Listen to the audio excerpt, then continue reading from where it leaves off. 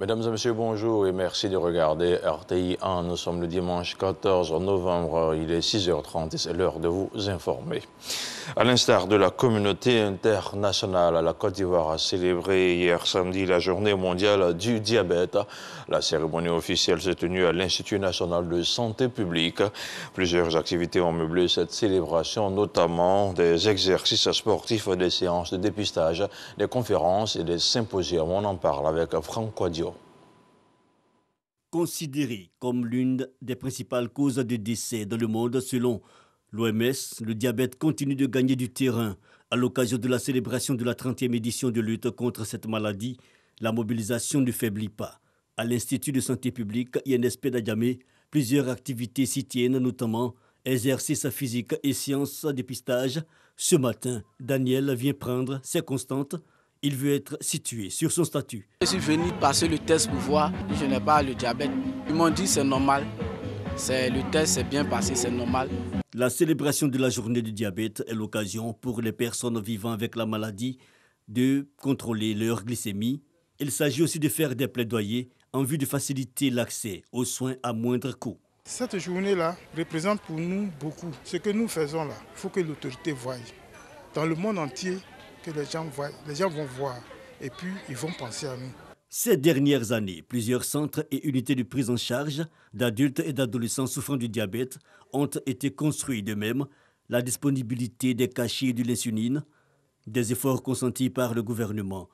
Les malades diabétiques doivent connaître les mesures qui garantissent une bonne santé à travers un enseignement et un financement optimal. Il est possible de vivre une vie correcte avec le diabète aussi longtemps que possible, tant qu'on sait gérer la maladie. La gestion du diabète part du diagnostic jusqu'au traitement. La journée du diabète est aussi l'occasion de mener des réflexions sur l'amélioration des prises en charge des comas diabétiques. Cette célébration s'est tenue dans un contexte marqué par la Covid-19 et le ministère n'a pas manqué d'exhorter les personnes vulnérables souffrant de maladies chroniques à se faire vacciner. Autre chose à présent, le gouvernement ivoirien entreprend depuis juin 2020 un projet de renforcement de l'alimentation en eau potable de la ville de Bouaké et d'une centaine de localités aux alentours. Pour s'assurer de l'état d'avancement de ces travaux, le ministre de l'Hydraulique était sur le terrain jeudi dernier. Laurent Gbagba a pu également s'assurer de la capacité de la ville de Bouaké à juguler la prochaine saison sèche et même à accueillir la Cannes 2023. C'est un compte-rendu de Léon Brou. Lac de la Loca, principale source d'eau potable de Bouaké. Le ministre de l'Hydraulique satisfait du stock disponible avant la période sèche de décembre prochain à avril 2022. 12 millions de mètres cubes, soit la même quantité d'eau qui a permis de couvrir la saison sèche dernière, les besoins en eau potable de Bouaké et environ. Nous avons aujourd'hui 12 millions de mètres cubes. Les populations consomment en moyenne 800 000 mètres cubes par mois. Donc nous avons 6 mois. En faisant le calcul, vous voyez qu'on tient bien le bout. Cela dit, Bouaké est-elle à l'abri des pénuries d'eau potable en cas d'aggravation de la sécheresse? Pour répondre, cap sur le projet de renforcement de l'alimentation en eau potable de Bouaké et 120 localités environnantes. Prise d'eau au lac de Kossou, station de pompage, usine de traitement de la Loca pour l'amener d'eau potable à Bouaké, les travaux passés au peigne fin. Taux de réalisation, 62%. Premier test janvier-février, début mars, nous allons emmener de l'eau ici jusqu'à l'usine ici pour alimenter l'ancienne usine de la Loca. Et on compte au mois de septembre l'année prochaine fournir de l'eau, la production sur Bouaké. Fin de ces travaux, octobre 2022, le ministre de l'Hydraulique peut donc garantir l'eau potable pour Bouaké et la capacité de la ville à accueillir la Cannes 2023. Les travaux ont tellement bien avancé qu'en cas de difficulté au niveau de la Loca, je pourrais pomper directement de l'eau de Kossou pour pouvoir donner à la population. Les choses avancent pour véritablement terminer les chantiers en fin 2022. Et en ce moment, nous serons vraiment en avance sur l'événement majeur qui va avoir lieu à Bouaké, à savoir la CAN. Le gouvernement a initié pour près de 170 milliards de francs CFA le projet de renforcement de l'alimentation en eau potable de Bouaké et 120 localités environnantes au lendemain de la crise de l'eau potable de 2018. Objectif, résoudre durablement la question de l'eau potable à Bouaké. De Bouaké, on se rend maintenant dans le nord du pays où l'Assemblée générale constitutive de l'Union fraternelle des cadres et élus du Grand Nord de Côte d'Ivoire, en abrégé UGN, s'est déroulée hier samedi dans la cité du Poro à Korogo. Les élus et cadres du Grand Nord de Côte d'Ivoire, regroupant 11 régions et 4 districts, ont massivement pris part à cette rencontre. Et c'est un cadre du Zanzan, à la personne d'Abou Bané, qui a été porté à la tête de l'Union. Le compte-rendu de Kwadio Kwame, Amici Soko. Université Peleforo Bonkoulibaly de Korogo, naissance de l'Union fraternelle des cadres et élus du Grand Nord, UGN. L'UGN, creuset d'union, facteur de développement. Avec ce vivier de compétences humaines à cette Assemblée générale constitutive, un esprit est né pour rassembler, construire le septentrion de la Côte d'Ivoire dans un élan de solidarité. La Côte d'Ivoire a besoin de notre union et nous devons faire vivre cette union. Les autres régions ont besoin que notre force de travail et de participation active à la transformation de nos régions puisse avoir un effet d'entraînement dans le concert des régions et districts que compte la Côte d'Ivoire.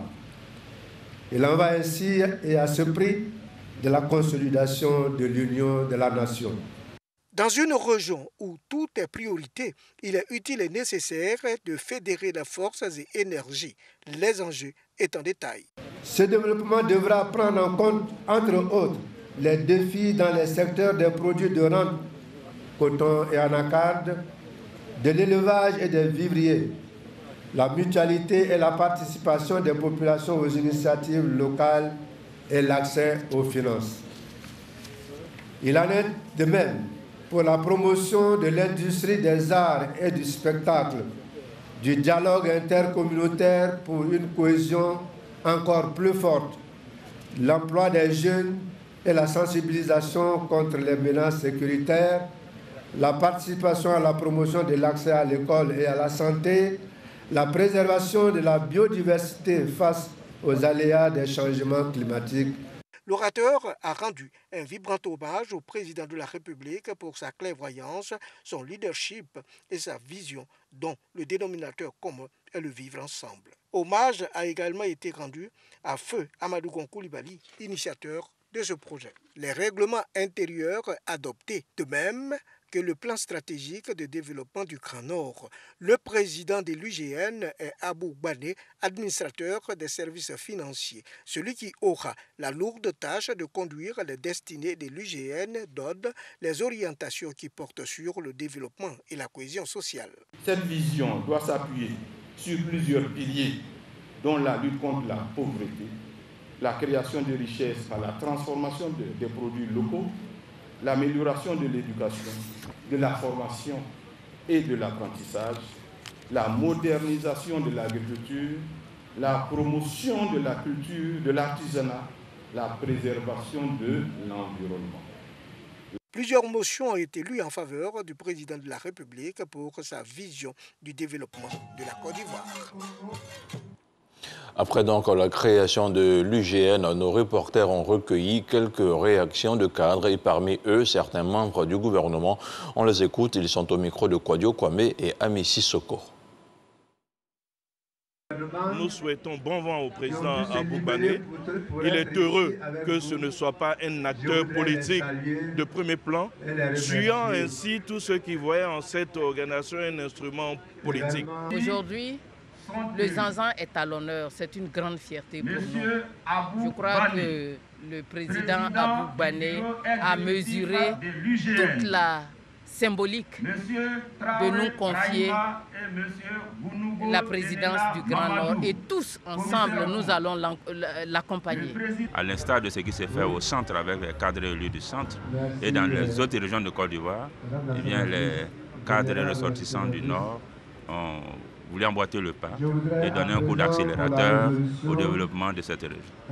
Pour nous, c'est encore plus de force, c'est encore plus de développement, c'est encore plus d'amélioration des conditions de vie de nos frères et sœurs, de l'ensemble de cette zone-là. Donc c'est avec fierté que nous assistons à cette Assemblée générale. Nous sommes heureux d'être là parce que nous savons que bien que beaucoup a été fait au cours des 10 dernières années, nous serons capables de faire davantage au cours des 10 prochaines années. Le gouvernement à lui tout seul ne peut pas tout faire. Il faut la mobilisation, l'engagement, la détermination et la participation de chaque enfant, chaque élu, chaque cadre. Pour nous, c'est un instrument de développement. Certains pourront dire ce qu'ils veulent. Il n'est pas question ici de faire de la politique. C'est un instrument de développement. Nous l'avons vu avec les travaux de la commission scientifique dirigée par la ministre Kaba Nialé. Nous avons vu, on a fait un diagnostic réel, vrai, triste, sombre parfois, mais au moins ça a le mérite d'être un bon diagnostic, un vrai diagnostic.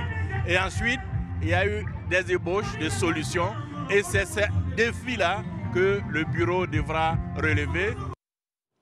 Et on parle maintenant d'éducation avec la plateforme nationale de COGES qui s'est réunie récemment. Elle salue la décision du chef de l'État, une décision qui consiste à suspendre les cotisations exceptionnelles payées par les parents d'élèves. Plus de détails dans ce reportage signé à Boussanogo. La plateforme nationale de COGES de Côte d'Ivoire salue les efforts du gouvernement pour l'enveloppe budgétaire de 18 milliards de francs CFA pour les COGES. Ce montant permettra aux COGES de disposer de ressources conséquentes pour travailler et être plus efficaces sur le terrain, car même avec les levées de cotisations exceptionnelles, il était difficile pour un COGES d'avoir son budget au complet. Elle invite par ailleurs tous les bureaux exécutifs des COGES à ne lever aucune cotisation exceptionnelle et à s'opposer entièrement à toute forme de levée de cotisation de l'établissement, à veiller l'application stricte du décret du président de la République et des arrêtés de Madame le ministre. La plateforme nationale de COGES de Côte d'Ivoire a tenu à rendre hommage au président de la République Alassane Ouattara pour cette décision de supprimer les cotisations exceptionnelles levées par les COGES au sein des établissements publics, ainsi que de certains frais, dits frais annexés soulageant ainsi les parents d'élèves, mais aussi et surtout les comités de gestion des établissements scolaires publics. Par ce geste, le président de la République donne à tous les enfants de Côte d'Ivoire la même chance d'aller à l'école et soulage les parents d'élèves qui aborderont désormais sereinement les rentrées scolaires. La plateforme nationale de COGES de Côte d'Ivoire invite les parents d'élèves et les élèves à dénoncer tout manquement au décret du président de la République Alassane Ouattara et des arrêtés de la ministre de l'Éducation nationale et de l'alphabétisation. Et c'en est officiellement terminé de la COP26 à Glasgow, en Écosse, depuis vendredi dernier. Les représentants officiels de la société civile ont dressé leur bilan, mais au-delà des différents accords difficilement scellés pour atténuer le réchauffement climatique, c'est la capacité des pays développés à définir une ligne budgétaire pour aider les pays pauvres à s'adapter au dérèglement climatique qui va déterminer les grandes résolutions des assises de Glasgow. On parle maintenant de sport, notamment de football. La Côte d'Ivoire n'a pas tremblé face au Mozambique hier samedi pour son avant-dernier match des éliminatoires du Mondial 2022. Les éléphants ont battu le Mozambique sur le score de 3-0. Max-Alain Gradel, Maxwell Cornet et Jean-Michel Seri ont inscrit les buts de la victoire des éléphants. Nos pachydermes comptent 1 point d'avance avant leur dernier match contre les Lions indomptables du Cameroun. Des Lions qu'ils affronteront le 16 novembre prochain au stade Japoma à Douala. Pour rappel, un match nul suffira au bonheur des éléphants. On s'intéresse maintenant à l'actualité internationale avant de refermer ce flash d'information. En République centrafricaine, une procédure judiciaire est en cours contre les principaux leaders des groupes armés, des leaders dont l'ex-président François Bozizé.